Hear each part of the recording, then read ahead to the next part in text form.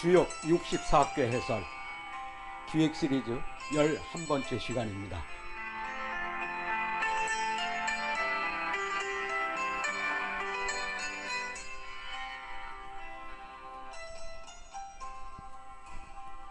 상괴가 4가 되고 하괴가 7이 될 경우에는 뇌산소과라고 합니다.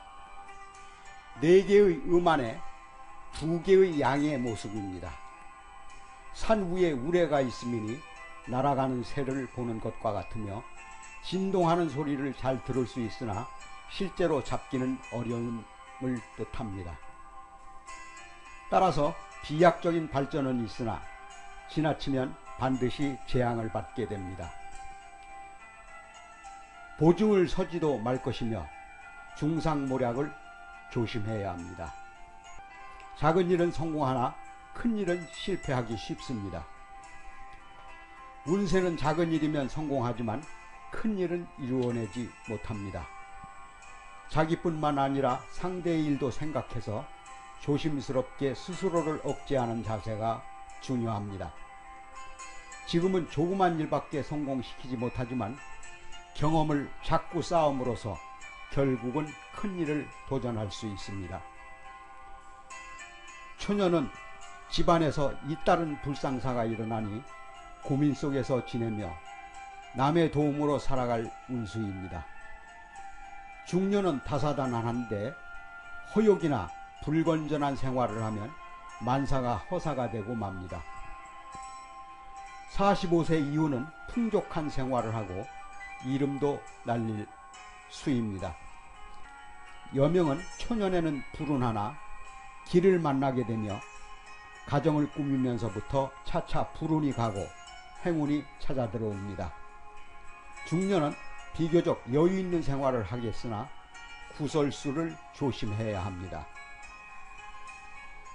건강 측면으로는 심장과 심혈관 계통의 병에 유의해야 합니다.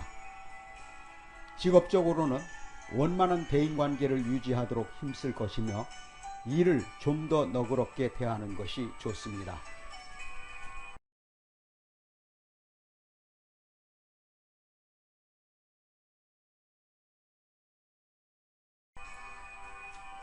상괴가 4가 되고 하괴가 8이 될 경우에는 뇌지애라고 합니다.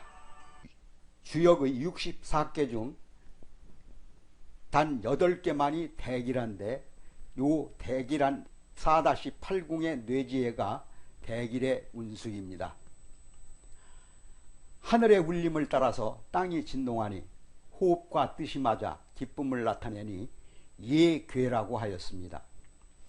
빈틈없는 계획과 결단력으로 위세를 떨치고 크게 성공합니다.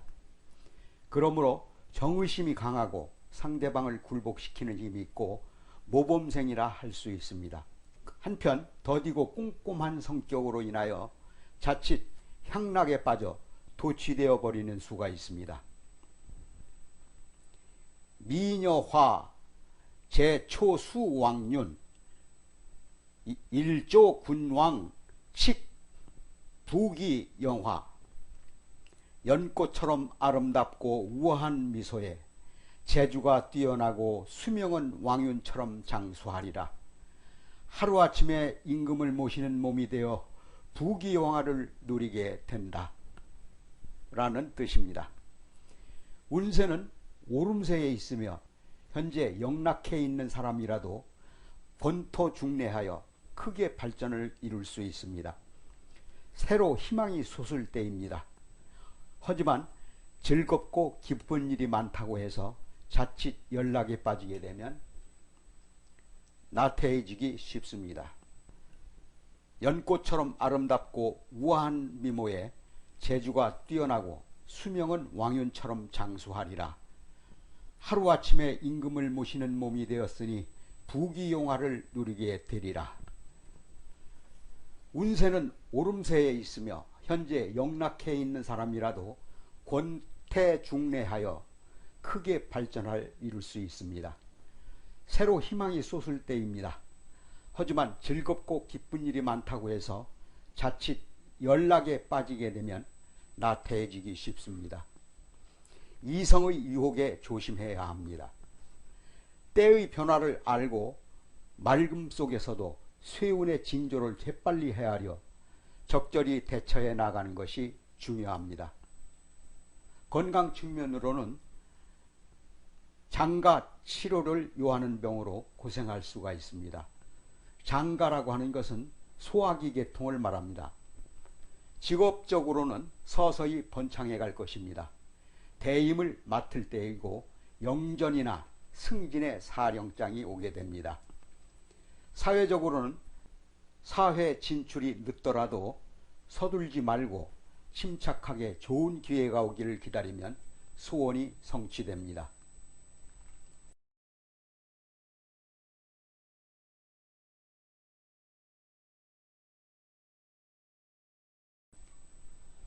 상괴가 5가 되고 합괴가 1이 될 경우에는 풍천소축이라고 합니다.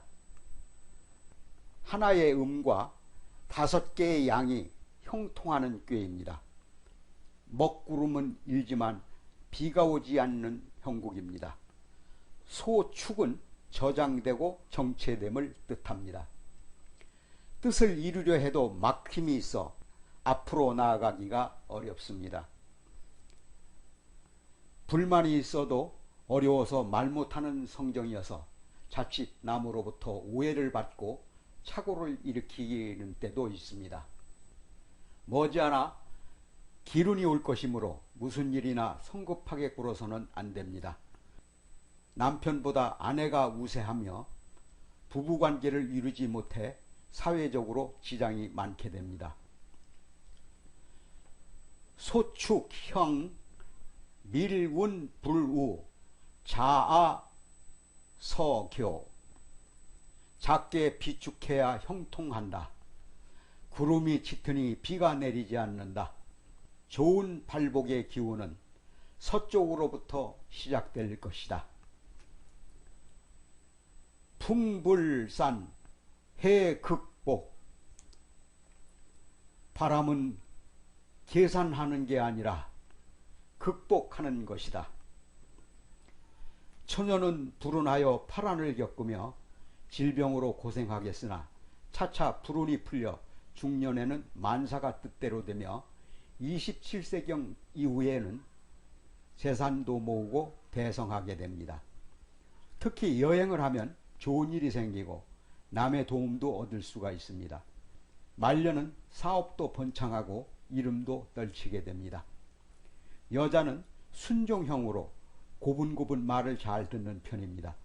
그러나 남의 말을 잘 듣는 편이기 때문에 손해를 보기도 하고 구설수가 있으므로 헛된 욕심은 삼가해야 합니다. 시기가 아직 도래하지 않았으며 자기 힘도 부족한 형국입니다. 마음의 여유를 갖고 남의 의견에 차분하게 귀를 기울이는 겸허한 자세가 무엇보다도 필요합니다. 사업적으로는 신규 사업이나 증권 투자 등은 부적합한 시기입니다. 건강은 허리부터 아래로 병이 있을 경우에 주의할 필요가 있습니다. 재물 측면으로는 성실하게 벌어서 상당한 재산을 모을 수가 있습니다.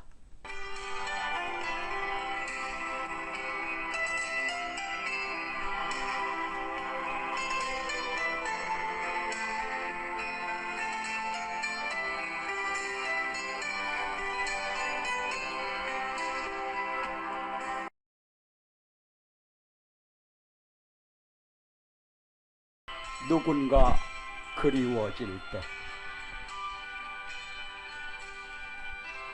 번뇌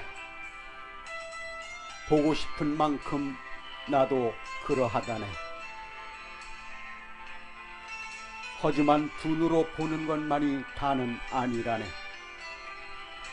마음으로 보고 영혼으로 감응하는 것도 우리는 함께일 수 있다네.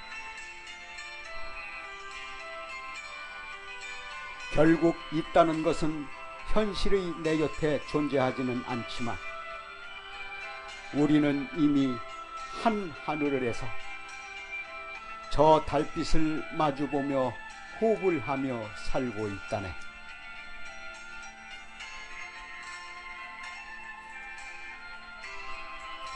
마음 안에서는 늘 항상 함께라네. 그리하여 이 밤에도 나는 한 사람에게 글을 띄우네.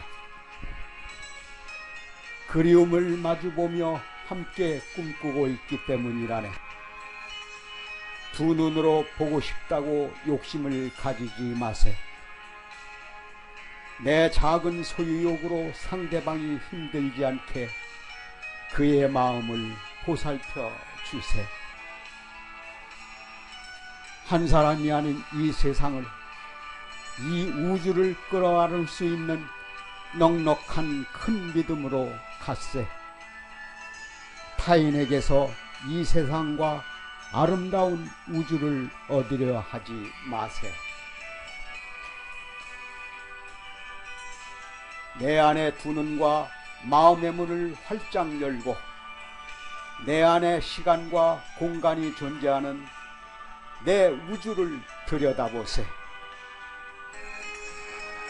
오늘은 법정 스님의 수필집 중에서 누군가 그리워질 때를 낭송해 드렸습니다.